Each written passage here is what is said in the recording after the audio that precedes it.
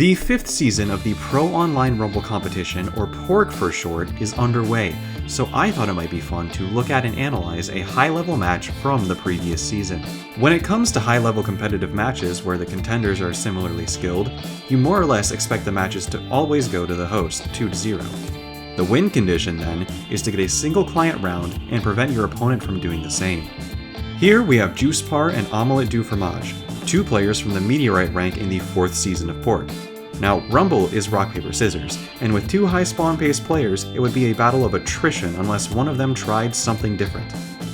The first two matches went as expected, with neither player taking a lead. In the third match, while Juicepar was host, he would make a critical error, launching a boulder into an explode boulder, sending his boulder right back into him, subsequently knocking him into another boulder, as well as a cube for 11 damage total. With nearly all of his opponent's health gone, Omelette needed one or two clean hits to close out the round. After another minute of rock onslaught, Omelette ended it with a wall to the face. Juicepar ultimately won the match but was now behind by one client round. Going into the next match, Juicepar had the added pressure of needing to catch up to Omelette. Right away, he went for the three boulders to his right, landing a hit with one of them. After some more back and forth, Omelette pulls a wall into himself, taking him down to half health. For the next minute, they would continue to trade blows until a well-placed cube from Juicepar took out the remainder of Omelette's health. Omelette then won the next two rounds, bringing the overall score back to a tie. Beginning the last pair of matches, tensions were high. It was Omelette's last chance to get a client round before any potential tiebreakers. The first round was very close, until Omelette was knocked backward into a boulder. A series of well-placed explosive rocks from Juicepar would pressure Omelette all the way around the pit into the other set of boulders waiting to crush him.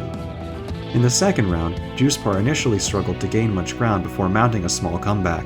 With both players at low health, a single hit from a powerful structure could end it in an instant.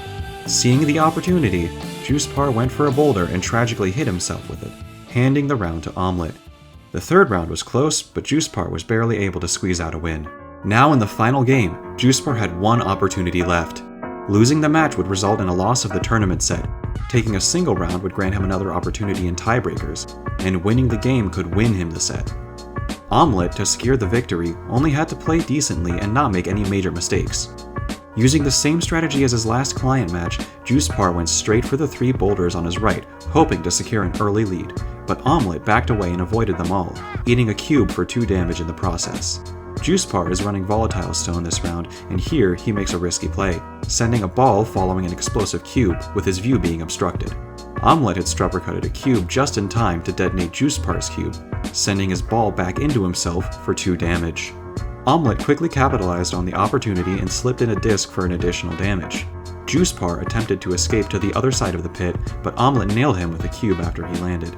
He continues to chase Juicepar down but dashes right into a cube, and then misses an RTS on a wall before dashing into another cube, taking 6 damage total. Omelette continues with the aggressive plays, finally landing a wall on Juicepar.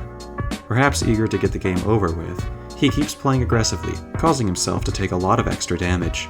Juicepar held his ground and played patiently, gaining a sizable lead until a returned wall evened things back out again.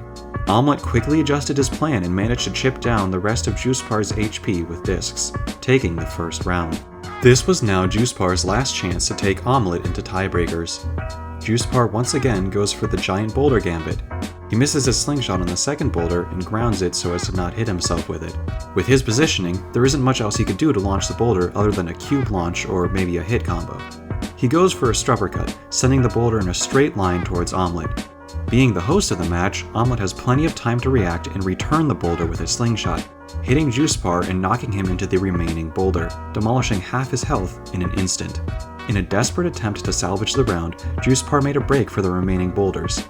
Omelette, seizing the opportunity, or perhaps by complete accident, sends an explosive cube into the boulder which launches it into Juicepar. Faced with so many unlucky hits, Juicepar didn't have many options other than to bet it all on boulder, but he just couldn't catch a break. He again tries gambling on the boulders, but a lucky ball from Omelette barely scrapes by and knocks Juicepar into the boulder behind him, finishing the game. Had Juicepar only been a bit luckier with his boulders, the match could have gone his way. This one really was a toss-up, but the Rumble gods, having skipped breakfast that morning, were looking down favorably upon Omelette. Thank you guys for watching this all the way through. This is my first time making a video like this, and I hope you enjoyed. Big thanks to my editor, Original, I think I'm saying that right, as I couldn't have made this without him. If you don't want to end up like Juicepar taking boulders to the face, check out this video from Shoeless.